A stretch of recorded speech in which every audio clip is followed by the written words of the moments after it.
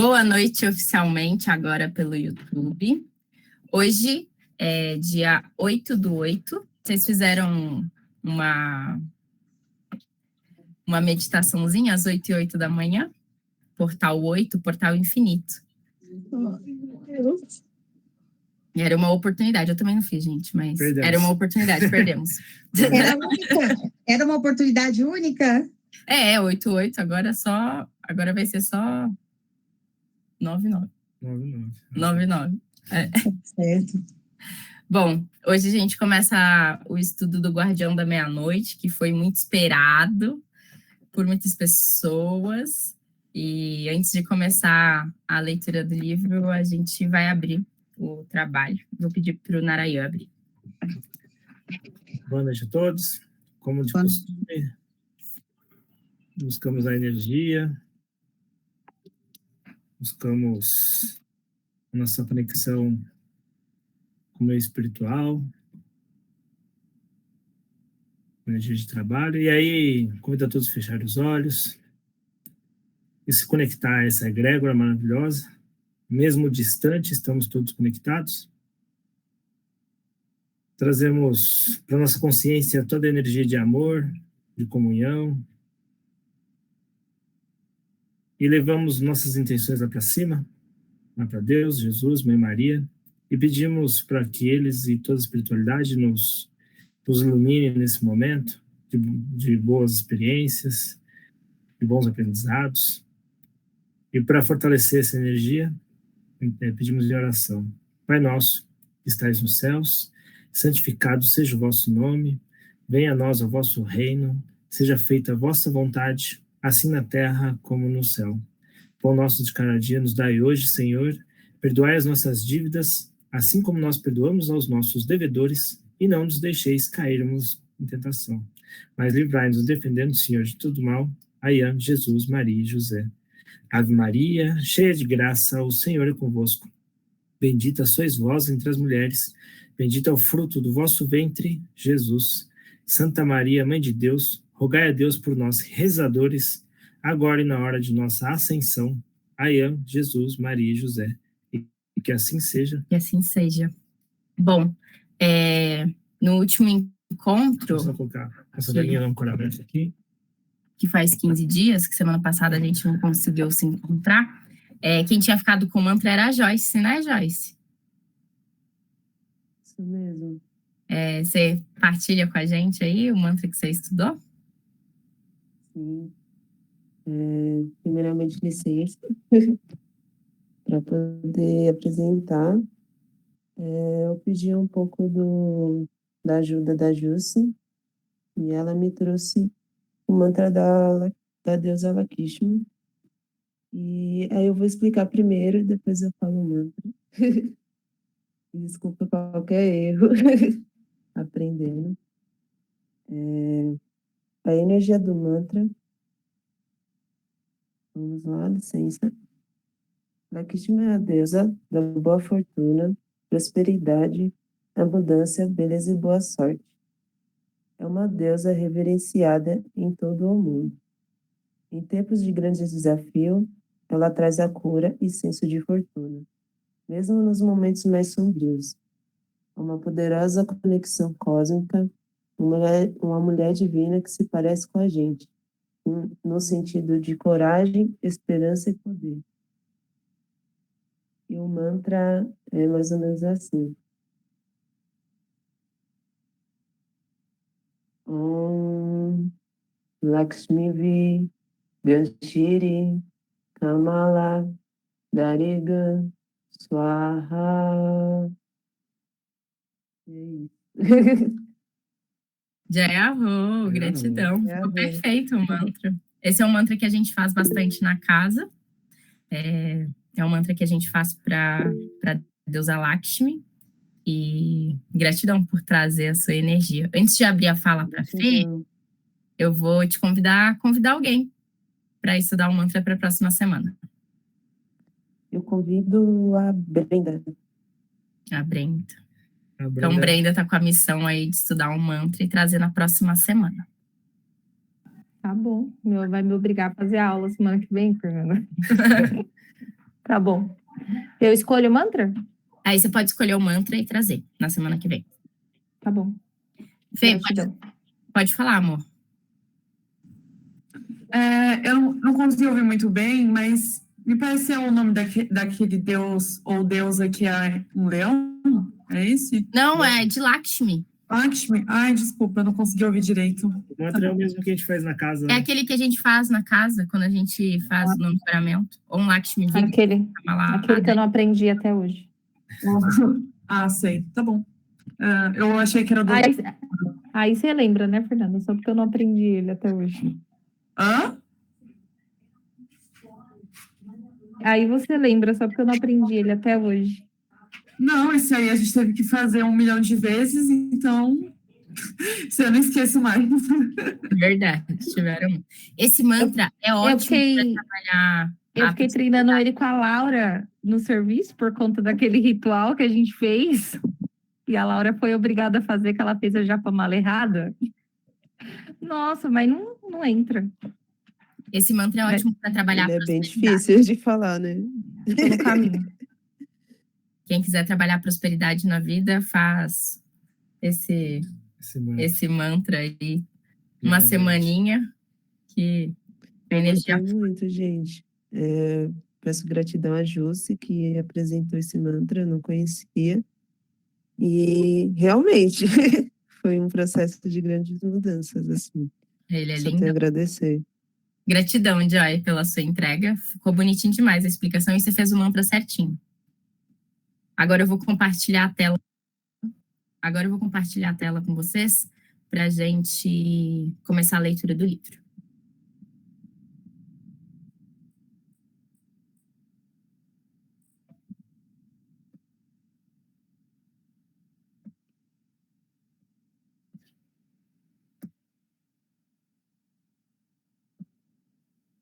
Todos conseguem ver? Sim. Sim. Perfeito. Um erro gera outros erros. Eu estava sentado e meditando sobre minha vida, quando um ente espiritual se aproximou e me saudou. Salve, Taluriar. Salve, amigo, como vai? Hoje estou ótimo. Fico feliz em ouvir isso, mas por que tanta alegria se era tão calado? Houve uma grande mudança em meu modo de ser. Como assim? Mesmo após a morte, quando resta apenas a alma, ainda há mudanças? Sim, gostaria de ouvir a minha história? Claro, nada tenho a fazer no momento. Talvez sua história me ajude em algo. Conte-me, estou ouvindo. Bem, você já me conhece há muito tempo, certo? Sim, são muitos anos de esforço conjunto dentro da lei. Pois é, mas fique sabendo que eu já fui um grande fora da lei. Como foi isso, meu amigo? Tudo começou há 230 anos atrás. Eu era um barão, um homem rico e poderoso. Tinha muitas terras, escravos, plantações e muitas parelhas de animais. Eu vivia do transporte da produção de alimentos do Planalto até o Porto de Santos. Como isso era feito? Através de carroções com rodas de madeira, puxados por parelhas de bois ou de burros. Cavalos não eram bons para este serviço. Entendo, continue, não quero atrapalhar sua história. Bem, eu era o maior transportador da região. Por isso, eu era muito bajulado por todos. Se eu não gostasse de alguém, seus produtos se perdiam, pois não chegavam até o porto para posterior exportação. Por isso, todos procuravam ser meus amigos. Eu sabia do poder que possuía e também me aproveitava disso. Sempre que podia, procurava tirar vantagens da minha posição. Acabei recebendo o título de barão, pois tinha alguma influência na corte real de Portugal. Quando ganhei meu título de nobreza, fiz uma grande festa para todos os meus amigos. Estava exultante com a minha nova posição. Os anos foram passando e eu comecei a pensar: riquezas eu já possuo, e muitas terras também. O que mais pode me interessar? Sim, o que mais? Uma mulher, meu amigo. Você não era casado? Não. Eu estava com 40 anos e nunca tinha pensado em me casar. Mas até essa idade nunca tinha pensado em mulheres? Não é bem assim. Eu tinha muitas escravas e também mulheres brancas que vinham de Portugal. Conhecia e muito bem o prazer da boa companhia feminina. Então, sim, achei que devia escolher uma para ser minha esposa. Acho isso muito bom. Errado, meu amigo Taluya. Foi aí que eu cometi o grande erro da minha vida. Só porque pensou em se casar? Sim, logo que resolvi fazer isso, comentei com um amigo íntimo a minha intenção de fazê-lo. Disse-lhe que iria escolher uma moça bonita e preparada para ser minha esposa. Logo, toda a colônia estava sabendo. Amigo íntimo é bom para isso. Você lhe conta um segredo e logo todos sabem o teu segredo. Só você não sabe que seu segredo já não é segredo, pois corre como um serelepe. Isso é verdade. Segredo só é segredo quando apenas um o conhece. Se dois souberem, não é mais, vira notícia. Vejo que você já revelou algum segredo seu e teve o desgosto de vê-lo virar notícia, não? Sim, mas aprendi a lição. Hoje só revelo segredos que desejo ver virarem notícias. Faz bem agir assim, pois foi por causa de um segredo que eu me arruinei na vida. Você perdeu a fortuna? Não, não. É que meu amigo começou a espalhar que eu procurava uma esposa. Logo, sem que eu soubesse por quê, comecei a receber convites para almoços, jantares e festas.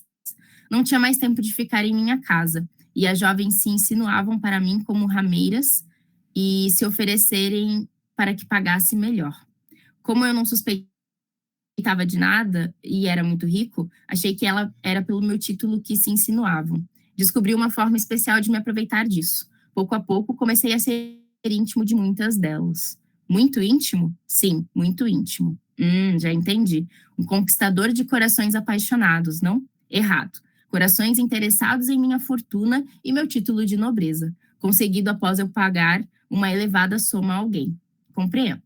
Pois bem, algumas eram realmente belas, meu amigo, e como eram fogosas as raparigas. Para mim, não havia outra vida melhor. Conseguia provar o gosto de quase todas. Não sabia qual a mais saborosa, mas que importava esse detalhe? Eu era um nobre rico e poderoso, e elas ovelhas indefesas para as presas de um lobo como eu. Com o tempo, comecei a me cansar dessa situação. Achava que as mulheres eram todas muito fáceis de seduzir. Com isso, resolvi não mais me casar. Já pensou o que poderia acontecer em uma de minhas viagens de negócios, deixando-a só por muito tempo? E o que fez então? Resolvi fazer uma viagem a Portugal. Arranjaria lá uma esposa. Teria que ser bem jovem para eu poder educá-la a meu modo. Quando lá cheguei, comecei minha busca. Encontrei uma jovem muito bonita, um encanto de beleza feminina. Ainda era muito jovem, tinha 14 para 15 anos. Com o auxílio de amigos influentes, fui apresentada ao pai dela. Com toda a minha fortuna, não foi difícil arrumar o casamento. Quem era ela? Filha de um ministro do rei, um visconde. Como se chamava? Isso não posso dizer-lhe, mas o nome dela aparece nos livros de história de Portugal. Entendo. Continue, meu amigo.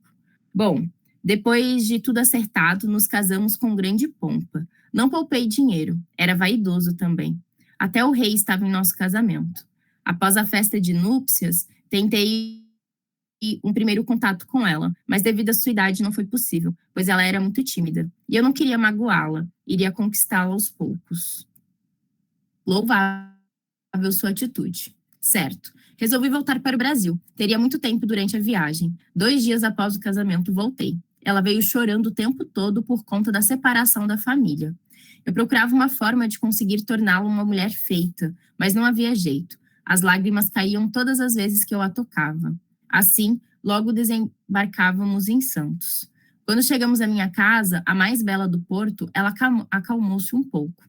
Durante a noite, eu forcei um pouco e consegui o meu intento.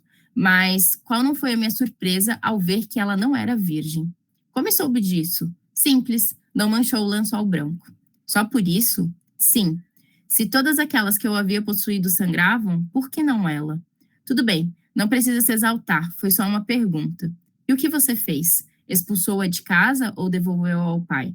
Nem uma coisa, nem outra. Achei que se fizesse algo assim, o pai iria se ofender. E eu poderia me complicar na corte de Portugal. Afinal, a família era das mais influentes da metrópole. E o que fez então?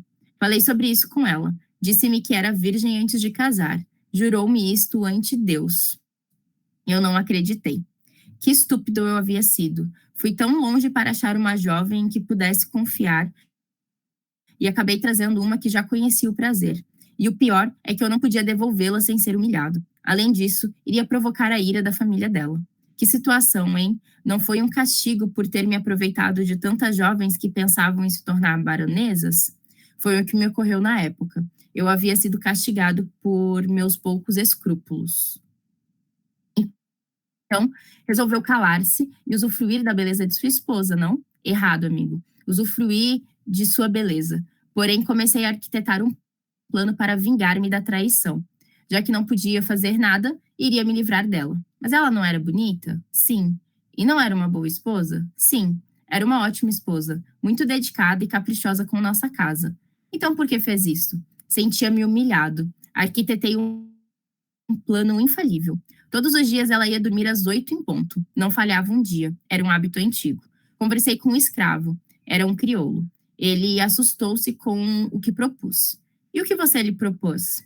Falei-lhe que eu queria que ela tivesse um filho, mas como eu não podia dar um a ela, ele seria o macho, tal como fazia com as negras na senzala. Disse-lhe também que, depois disso, ele seria um liberto. E ele aceitou? Sim. Quem na situação dele não aceitaria? Ainda mais sendo o amo quem o mandava fazê-lo. Exigi que ficasse deitado nu ao lado dela até que ela acordasse. Deveria ficar em silêncio ao seu lado, e quando ela acordasse, aí sim a possuiria. Disse-lhe também que no escuro ela não perceberia nada a princípio, e que quando isso acontecesse já seria tarde. Ele topou. À noite, por volta das 6 horas, eu saí de casa. O escravo estava instruído para entrar no quarto às 9 horas. Deixei ele com o meu relógio, para que soubesse a hora certa. Fui até uma cantina ao encontro de alguns amigos. Ficamos a conversar até tarde. Por volta das 9 horas, convidei-os para passarem em minha casa para bebermos um vinho especial vindo de Portugal. Quando chegamos, pedi um pouco de silêncio, pois não queria acordar minha esposa, caso ela estivesse dormindo. Entramos em silêncio e falei: esperem um instante que vou ver se ela já está dormindo. Vá, nós os esperamos em silêncio. Entrei na casa, que era grande, e fui até o nosso quarto. Assim que entrei, dei um grito de espanto e ira. Vagabunda! Enquanto eu estou com os amigos, me trai com meu escravo? Todos correram até a porta do quarto. O negro pulou nu da cama e encolheu-se num canto. Estava assustado, sem compreender o que havia acontecido de errado naquilo que tínhamos combinado. Minha esposa estava assustada. Assim que gritei, ela acordou e me olhou espantada. A cara de sono ajudou muito no meu plano. Um dos meus amigos sacou de uma pistola e atirou no negro, quando ele correu para a janela tentando fugir, tal o medo que sentia. O tiro foi certeiro, varou-lhe as costas na altura do coração, e ele caiu de bruços no parapeito da janela. Não era isso que eu tinha planejado, não a morte do escravo. Eu só queria desmoralizá-la, mas já que ele estava morto, continuei com o plano. Fui até ela, esbofetei-a várias vezes. Começou a sangrar, estava com os lábios feridos. Chamei os amigos para a sala e pedi que saíssem, pois eu estava muito abalado. Nós vamos, mas caso o senhor precise de nosso testemunho, estamos às suas ordens. Poderiam tirar o corpo do negro de meu quarto? Sim, nós os enterraremos longe da sua casa e depois falaremos com o capitão da guarda sobre o ocorrido. Eu lhes agradeço. E o que vai fazer com sua esposa? Não vai matá-la, vai? Não, isto não. Vou expulsá-la desta casa hoje. O vigário precisa saber disto, pois vou anular o nosso casamento. Uma afronta dessas deveria ser lavada com sangue, exclamei. Não faça isso. O melhor é mandá-la de volta para Portugal. Eles que a recebam de volta. Imagine uma mulher branca e de família nobre se deitar com um escravo. Ainda falamos mais um pouco e depois eles saíram com o corpo do negro. Minha esposa estava aos prantos, encolhida na cama, beirando a histeria. Eu ainda a ofendi mais um pouco. No dia seguinte, ela iria abandonar aquela casa, falei. Poderia ficar aquela noite, apenas para não ficar ao relento. O que ela disse ou não reagiu? Jurou que não sabia o porquê de tudo aquilo, que não sabia da presença do negro em nossa casa. Jurou também que ele não havia tocado nela, pois até a minha entrada no quarto ela estava dormindo. Eu não lhe dava ouvidos. Ela chegou a me mostrar que estava com todas as suas roupas íntimas. Não lhe dei chance alguma, pois fora eu quem arquitetara o plano. Nisto bateram a porta. Um amigo voltara com o capitão e o vigário à minha casa. Assim que abri, ele me perguntou: "Você não fez nada com ela, não?" Já me decidi. Não vou sujar minhas mãos com o sangue de uma vadia. Vou sair de casa esta noite. Amanhã ela vai sair desta casa. Não fica aqui nem mais um dia. O vigário entrou no quarto. Pouco depois voltou dizendo que ela jurava por Deus que era inocente. Então, nós não vimos nada? Foi tudo ilusão? Não, padre. Será que está do lado dela? Não ponha palavras em meus lábios. Apenas estou repetindo o que ela me falou, barão. Vamos, meu amigo. Diga ao vigário como estava o negro quando nós o vimos. Sim, vigário, é verdade. Ele estava nu na cama. Suas roupas ainda estão lá, se o barão as jogou fora. Não toquei em nada. Vamos ver se ainda estão lá ou se ela as escondeu também. De fato, as roupas do negro estavam ao lado da cama. Vê isto, vigário. Acha que 5 pessoas que viram a mesma coisa iriam se enganar? Não foi isso que eu quis dizer. Talvez o negro tivesse entrado naquele momento. Quer que eu acredite nisso também? Sempre há a dúvida. Nesse caso, não. Eu sempre ia à cantina com meus amigos e voltava à tarde. Quantas vezes não terá me traído? Eu me mostrava enfurecido. Eu vou levá-la para a paróquia por esta noite. Amanhã decidiremos o que fazer. Para mim está decidido. Ela volta para sua família em Portugal. Aqui nesta casa não entra mais. Já me decidi. Vou sair um pouco. Quando voltar, não quero vê-la mais aqui. Falei olhando para ela com ódio. Saí com meus amigos. Já era madrugada quando voltei. Ela já não estava mais lá. Tinha levado somente algumas peças de roupa e nada mais. Nem suas joias levou. Eu tomei um copo de aguardente e recostei-me numa cadeira de balanço na varanda. Consegui me vingar, pensei. Agora, ela vai ser o que sempre foi, uma rameira. Acabei adormecendo depois de um segundo copo de aguardente. Fui acordado de manhã pelo vigário. Ela fugiu, barão. Não sei como, mas ela não estava mais na paróquia hoje cedo. Não sabem para onde ela foi? Não temos a menor ideia. Acho que ela ficou muito envergonhada por ter sido flagrada com um negro na cama. Isso prova que eu afirmei ontem à noite. Onde será que ela se escondeu? O senhor tem alguma ideia? Não, e também não irei procurá-la. Vou ver se encontro por aí. Não podemos deixá-la jogada num canto qualquer. Poderá cometer alguma loucura, pois ainda é uma criança. Para me trair, não era uma criança, vigário. Acho que é mais esperta que nós dois juntos. Não diga isto, barão. Ela cometeu apenas um deslize. Um deslize que me desonrou. Bem, isto é verdade. Todos estão comentando sobre o fato. Acho que o senhor será motivo de piadas maldosas por algum tempo. Até mais tarde, barão. Depois que o vigário foi embora, fiquei pensando no que ele falou. Eu não tinha pensado nisso, mas agora era tarde. Teria que me fazer de surdo às risadas dos amigos. Já aparecera a primeira falha do meu plano quando o negro foi morto. Agora a segunda. Precisava estar preparado para quando a família dela soubesse do caso. Mais tarde, o vigário voltou à minha casa. Não a encontramos em lugar algum. Ela desapareceu de vez. Procuramos por todas as estradas. Ninguém a viu. Estranho. Onde ela terá se enfiado? Será que está escondida em alguma casa? Não. Nós procuramos nas casas também. Ninguém a ocultou. Logo ela aparecerá, caso não a tenham ocultado. A fome e a falta do conforto farão com que ela volte para a cidade. Assim espero, barão.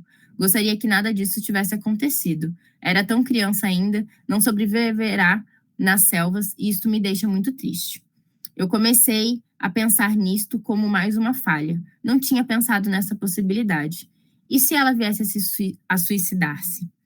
Vou chamar os empregados para que vasculhem tudo. Haverão de encontrá-la onde estiver. E todos foram procurá-la. A busca se estende até o Planalto. Nada, ninguém a tinha visto. Eu fiquei triste por isso. De certa forma, eu é quem havia impelido a isto. A culpa era toda minha. Passaram-se 2 meses e nem sinal dela. Foi neste tempo que seu pai chegou a Santos. Alguém foi a Portugal e contaram sobre o ocorrido. Ele veio direto à minha casa. Eu o recebi meio bêbado. Havia adquirido o hábito de beber muito aguardente para aliviar minha consciência. Afinal, era de fato uma criança ainda. Poderia ter cometido algum deslize sem maiores consequências. Falei pouco com seu pai. Conte-me o que houve com minha filha, senhor barão. Vou falar-lhe, senhor ministro, mas não muito, pois não quero expor minha dor. Eu vim aqui para ouvir a verdade, não sua dor. A minha também é muito grande. Eu olhei para aquele homem, tinha um ar nobre e leal. Quase lhe contei a verdade. Devia ter feito isso, pois teria evitado um problema muito grande no futuro, mas não tive coragem suficiente e contei-lhe minha versão do ocorrido. Quando terminei, vi um homem digno conter seu pranto. Nos seus olhos, cheios de lágrimas, eu vi o tamanho de sua dor. Como pode uma coisa dessas acontecer na vida de uma pessoa como minha filha? Jamais iria me passar pela cabeça que ela fosse mudar tanto em tão pouco tempo. Não uma menina como ela, que sonhava em entrar para um convento desde que era uma criancinha. Como pode ter mudado em tão pouco tempo? Eu não sei dizer, pois aqui ela tinha todo o conforto que tinha quando estava em sua casa. Senhor, não duvido disso, pois estou vendo o luxo de sua residência. Talvez uma separação tão brusca tenha alterado sua formação. Isto nunca. A formação dela foi ministrada desde berço. Não mudaria somente por conta da separação. Quem sabe ela não gostava de mim e procurou vingar-se traindo-me com um negro. Isto é possível, desde que o Senhor a tratasse mal. Eu nunca a tratei mal, gostava muito dela.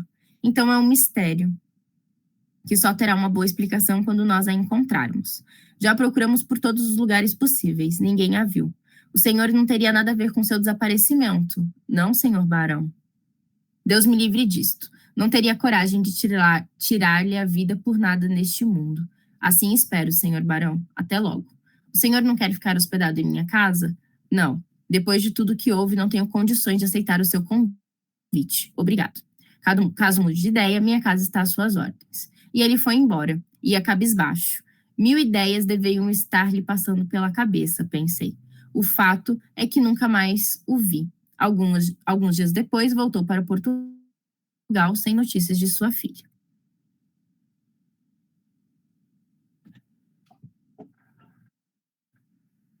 Jarro. Tenso, né? Tenso. O livro ele começa bem choque de realidade, né? Vocês vão perceber que, diferente do Bhagavad Gita e do Evangelho segundo o Espiritismo, que a gente continua estudando, é um livro que vai trazer algumas palavras mais fortes, alguns palavrões, algumas palavras mais pesadas, por conta de toda a história, né, que envolve ele. E apesar de ser uma história, eu acho que a gente já consegue tirar vários ensinamentos, né? A gente consegue perceber na nossa vida, né, o quanto, por alguns momentos, a gente tem atitudes que a gente quer tirar uma vantagem, a gente quer ser beneficiado de alguma forma. E não imagina as consequências. E não imagina as consequências, exatamente. E aí, ao longo do livro, vocês vão ver que as consequências chegaram para ele e que o rolê foi doido, né? Tipo assim, as consequências chegam, apesar da gente não medir elas, né?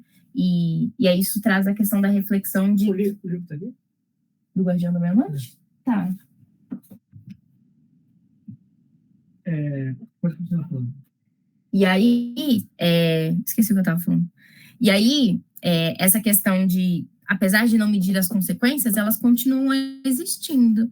E o peso é grande, né, delas. Então, a gente tem que ter muito cuidado em relação às nossas ações para que elas, de alguma forma, não sejam prejudiciais Sim. ao outro, né? Por isso que é importante o pensar antes de agir, né? Então, ali você vê que faltou várias coisas, né? Uhum. Falta de entendimento dele, empatia, maldade. Você vê, é uma pessoa tão nobre, de uma vida tão retilínea. E aí, o que mostra, né, que o fato do seu poder aquisitivo, né, o seu status, não vai medir o seu piso de consciência. E o que levou ele a isso foi o ego, né? O ego, exatamente. E uma suposição aleatória. E o julgamento, né? Porque as meninas que ele cobiçou, que ele tirou a pureza, ele não se preocupou com elas. Exatamente. Mas com essa ele se preocupou, então ele foi hipócrita. Né? Exatamente. E aí traz bastante reflexões, acho que nesse campo. A gente vai abrir para comentários, para que vocês tragam as percepções de vocês, quem tiver coisas para agregar. Então, é só apertar a mãozinha aí que a gente vai abrindo um por vez.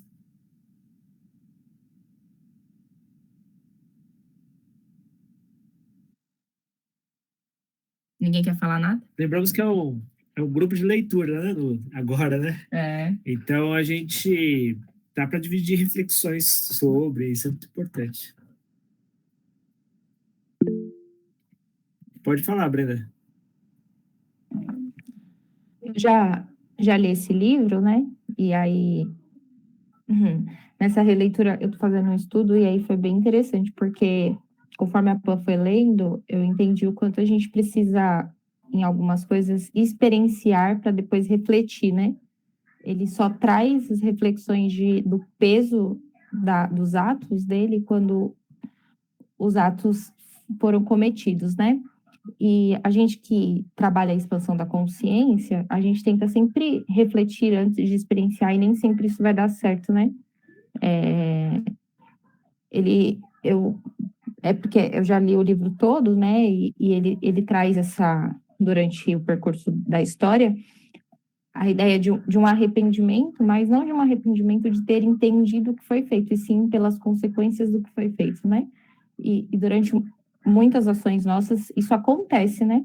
Quando a gente olha e aí entende a falta de empatia e a dor que a gente causa no outro por atos que a gente comete pensando muito em nós mesmos, no nosso bem-estar, é o que traz o campo dessa reflexão, né? Então, muitas vezes, por várias vezes, não tão grave quanto essa questão dele, né? A gente vai primeiro cometer o ato para depois refletir sobre ele, né? E entender que nem sempre a gente vai conseguir refletir antes, mesmo estando em processos de expansão, né? Porque a gente entra num processo quando trabalhando sempre essa expansão de consciência e tudo mais, de que a gente também não pode errar. E aí essa também é uma falha, né? Porque se você não erra, você não aprende. O que a gente não pode errar duas vezes com a mesma coisa. Eu sempre falo isso porque é algo que eu sempre tenho que trazer para mim, né? Eu não posso errar duas vezes a mesma coisa. Mas reconhecer a falha, né? E assim, para mim, que esse primeiro pedaço traz muito a ideia de abuso, né? Porque olhar para uma mulher como ele olhava era abusar de todas elas, né? Independente dele se deitar com ela ou não. A forma que ele olha para o feminino é uma forma de abuso. E aí traz muito esse julgamento, né? Do que a mulher está ali para fazer para esse homem, né? O servir. Ele entendia que a mulher estava para servir ele, né? Então ele se deleitava ali naquele processo. E aí eu fiz o que eu queria aqui, tirei a virgindade dela, tenho uma prova disso, agora eu tô indo embora. E aí, quando a mulher que ele escolhe para estar com ele não está dentro da linha de julgamento dele, ele entende que ela não é pura o suficiente para estar com ele. E aí abre esse campo de julgamento onde a gente que sofre pela sociedade, né? Esses julgamentos, esses pré-julgamentos pelos nossos movimentos, traz para a gente refletir sobre esse lugar, né? Porque não só no ato de abuso, mas em vários atos existem um pré-julgamento, porque é mulher e está fazendo tal coisa que não deveria ser feita e tal. Então, é interessante, mas me veio muito isso, né? Que em algum momento da vida a gente primeiro experienciou uma situação não tão boa, que parecia ser boa para a gente, e aí depois você refletiu que não era tão boa assim, até porque volta para você a situação, né? Te é cobrado isso de alguma forma, e você precisa entender o porquê que essa cobrança chegou. E aí, quando essa cobrança chega, você não pode dizer para Deus que você é tão bom e não está entendendo o porquê que aquilo está acontecendo, né? É a cobrança que chegou, e aí você precisa entender que em algum momento você não foi tão legal em alguma situação, e essa roda gira, né? E quando a roda gira, segura, porque o bagulho é louco. É tipo isso. É muito confuso, né? Porque a gente está numa outra época, né? Naquela época, né, 200 e poucos anos atrás, a cultura europeia tinha muito disso, né? Era normal, né? O cara casava ali com uma mulher virgem, aí ele tinha domínio, né? Propriedade, né? Então, por conta do patriarcado, cultura europeia, mas é muito importante a gente olhar para a medicina dessa leitura, né? que é os nossos atos, né? Assim como o Borini disse. Quando a gente faz um ato, não olhando para as consequências, né? E as possíveis consequências. A gente não tem que se privar no sentido de, tipo assim, a gente não pode fazer nada, mas é considerar, né? Ter a consideração antes de fazer o ato, né? E aí você trouxe um negócio, B, que me startou um gatilho, né? A Brenda trouxe um spoiler do livro, que é a questão de que ao longo do livro ele vai se arrependendo, mas ele não se arrepende genuinamente, né? E isso é uma coisa que acontece muito na nossa vida, né? De uma forma geral. A gente não se arrepende genuinamente pelos nossos atos. A gente só se arrepende quando a água bate na bunda. Aí, tipo assim, eu tô me arrependendo porque o negócio chegou aqui em mim. Porque se não tivesse chego, eu não tava arrependido. A hora que o pai dela chega e começa a sofrer, ele bate o arrependimento ali, ele até fala, né, que pensa e tal. Mas, tipo assim, ele se arrependeu, não porque ele se arrependeu genuinamente. Por conta da dor do outro. É por conta, tipo assim, por empatia, a dor do outro. É tipo assim, porque ele sentiu a dor. E aí o fato dele, e ao longo do livro ele vai sentir a dor, né? E aí ele não se arrepende porque ele sabe que a ação que ele fez foi errada. Não, é porque ele se lascou. Sim. Entende? E aí é essa questão, né? Da gente se arrepender, não porque a gente errou, mas é porque a gente sofreu uma consequência que a gente não queria. Aí a gente, então eu tenho que me arrepender, né? E ação e reação da maldade, né? Porque assim, quando você faz algo que não é da tua experiência, você não tem controle sobre isso, aquilo pode virar uma bola de neve que você não faz ideia do tamanho. Exatamente. Gratidão, B. Pode falar, Cris. Ai, gente, eu também estou mais ou menos na mesma situação da Brenda, né? Que eu tive conhecimento desse livro por causa da PAN, que falou assim, pega, lê isso aqui, que eu acho que vai te ajudar, você tem um pouquinho de entendimento e tal. E aí a gente vai estudar sobre isso, e é fogo porque a gente quer fazer um comentário, mas é mais para frente, né? E aí tem que dar uma segurada e se ater nas primeiras páginas. Mas, assim, o que eu ia falar é uma coisa que o Rodrigo acabou de falar. A questão da manutenção da mentira, né? A princípio, a gente... Não digo agora, assim, depois que a gente vai ficando mais velho, a gente vai tendo mais domínio da situação, fica mais fácil para a gente... A gente já sabe o quanto é difícil, mas eu lembro de mim, assim, mais nova, quando eu queria sair de alguma situação, algumas vezes eu falava, eu acho que eu vou fazer assim, eu fazia essa mentirinha, e o negócio ia crescendo, crescendo, crescendo, e você tinha que me lembrou muito esse lance dele, né? Era para ser uma coisa muito simples. E aí o escravo acabou morrendo, e aí a menina sumiu, e aí o pai chegou, ele vendo toda aquela preocupação, aquela nobreza, ou seja, o quanto é difícil da gente fazer a manutenção da mentira, né? Então é uma coisa que realmente a gente tem que parar e pensar muito, porque é dificultoso. E tem que ser artista para algumas situações, né? Porque você olhar para a cara de uma pessoa, a pessoa perguntando ali para você segurando aquilo ali é complicado. Mas é isso, ainda está cedo ainda para mim, né, falar, mas... Mentir dá trabalho, né, Cris? Mentir dá muito trabalho. Deus me livre. Tanta energia, nossa. Demais. Mas é isso, gente. Já é arroz, gratidão. Já é arroz, Cris, gratidão. E é exatamente isso que você trouxe, né? É a questão de... vai aumentando, o rolê vai aumentando e você não vai dando conta, e aí a consequência... Uma hora a consequência chega, né? Então a gente... É assim, é bíblico isso, né? Você, não é dessa forma que fala, mas é um trem assim, que você é livre para tomar suas ações, mas você é eternamente responsável pelas consequências dela, né? Então, entender isso é super real, né? Então, tipo, beleza, você quer, vai lá e faz, mas depois você dá conta, né? Do que você fez. E aí, às vezes, a gente acha que a conta vai ser barata, e aí a conta sai cara, né? Então, observar isso é importante. Mas alguém vem? E ao longo do livro, ele vai... praticamente, esse livro a gente vai estudar o sofrimento desse ato dele, exatamente. né? As consequências. Por mais que ele foi um cara muito bom, gerou emprego, ajudou pessoas. Não adianta, né? Você colocar um trenzinho nesse lado da balança, se esse lado da balança tá... Nossa, tem 3 carretas de um lado, e aí você coloca 2 quilos de arroz do outro. Equilibrou. Mais alguém vem? Fê, quer agregar? Tá assustada com a leitura? Já tinha lido, Fê? Li até essa parte um pouquinho mais à frente. Mas eu concordo com o que vocês falaram e é isso. Tenho nenhuma reflexão a fazer. Ana Paula? Eu comecei a ler esse livro, já estou na metade. Eu estou economizando ele para acompanhar nos estudos aqui, mas não tenho nada a acrescentar hoje. Esse livro é muito bom, né, Ana? Eu estou economizando.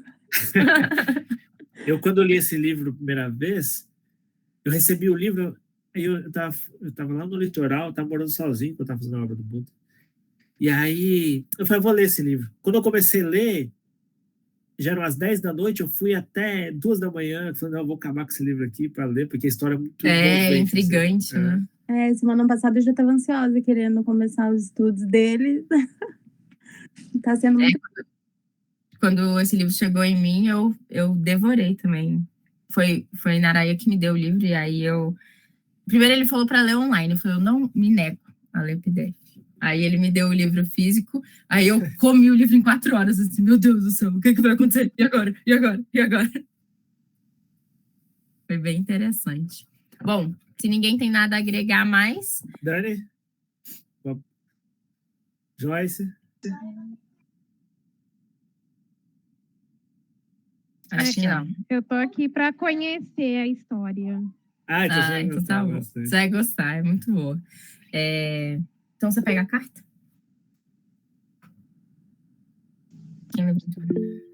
A Joyce falou, tô tranquila hoje. Posso falar um negócio rapidinho? Claro. Tipo assim, a gente sabe que a leitura, né, que o livro é bem melhor e tal, mas tem pessoas que não têm tempo, assim, de nada. Aí vocês acham ruim o audiobook? Acho. Eu sou totalmente contrária. É ruim, mas como é que se a pessoa pode, de repente, fazendo alguma coisa e ouvindo para ter conhecimento? Mas você não aprende, você absorve 10% do conteúdo, porque você está fazendo outras coisas. Verdade. Deixa eu te falar, você tem o contato da Laura para colocar lá no grupo de estudo? Porque ela leu esse livro e ela queria participar, mas ela está no curso à noite. Eu vou mandar o link para você, aí você manda para ela. Tá, acho que nos dados do grupo tem o link. Mas aí eu coloco a aula para ela escutar o estudo, porque a gente escuta os estudos na escola, né? Aí eu coloco de novo e ela entra lá, caso ela tenha alguma dúvida, porque a Laura, ela devorou esse livro e a família dela toda da Umbanda, né? E aí um dia teve um ritual lá, uma gira de esquerda, e ela não foi perguntar pro Exu se ela conhecia o cara. Para quem não sabe, esse livro foi psicografado, né? Por o Pai Benedito de Aruanda. Não tem o nome do médium que psicografou. Pois e aí ela foi perguntar para os Exu lá se conhecia o cara e queria que o cara descesse. Eu falei, fia, é só um livro, né? Assim não funciona, calma. E aí, quando eu falei para ela que ia ter, ela queria entrar no grupo para estudar junto, mas ela tá no curso, e aí ela não consegue. Não, eu vou te mandar o link, aí você compartilha com ela. Mas aí você pode também colocar ela no grupo, né? Que aí ela vai compartilhando no momento. Porque ela me pergunta milhares de coisas, mas tem coisas para esse lado que eu não consigo responder. Eu falei para ela, acho que faz mais sentido você entrar no grupo, e aí se tiver alguma dúvida ali, apanha o Rodrigo ou alguém que saiba, te responde. O que eu sei, eu te trago, mas eu não vou ficar te trazendo informação que eu não sei, né? Sim. Cris, pode falar. Só para entender, o Pai Benedito de Aruanda passou para o Rubens Saraceni, né? Não, algum médium recebeu a história desse Pai Benedito de Aruanda, e aí depois essa história chegou em Saraceni. Tá. Normalmente os livros espíritas, né, com psicografia, assim, tal, tem o nome do médium que recebeu e o espírito que contou a história, né? Mas esse não tem. Aí... Eu acho que esse Pai Benedito de Aruanda, ele é um guia da Umbanda, porque eu fui pesquisar ele aqui e apareceu várias imagens dele como tipo um preto velho, sabe? Eu acho que é um guia. Não sei se dá para ver aí. Autor desconhecido. Ele fala que Benedito de Aruanda é um autor desconhecido.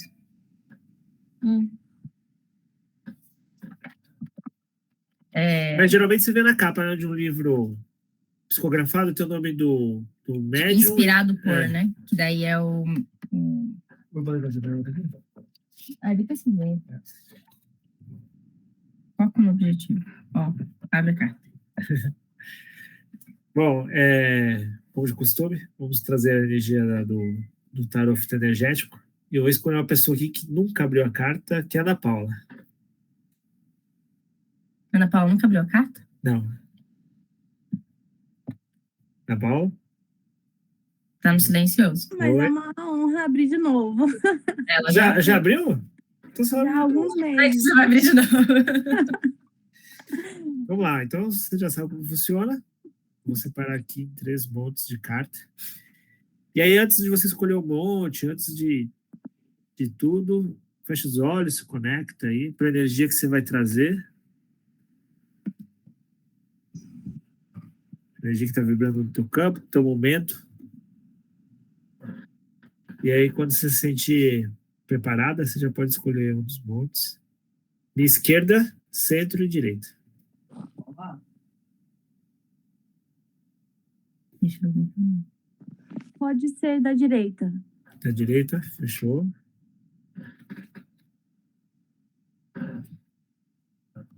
E a gente vai passando as cartas. A que tiver na minha mão, você fala para, eu paro, tá? Fechou?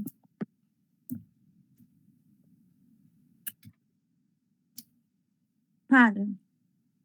Essa? Ou aqui já foi? Pode ser essa, a terceira. Essa aqui? Terceira, né? Isso. Essa é o cartão. Salsa parrilha. E a salsa parrilha te traz a seguinte energia. A formação de um caráter correto, ético e bondoso ajuda-nos a viver com a consciência tranquila. A formação de um caráter correto, ético e bondoso ajuda-nos a viver com a consciência tranquila. O caráter fitoenergético condutor e o chakra que atua todos. Bom, a carta super assertiva para a leitura.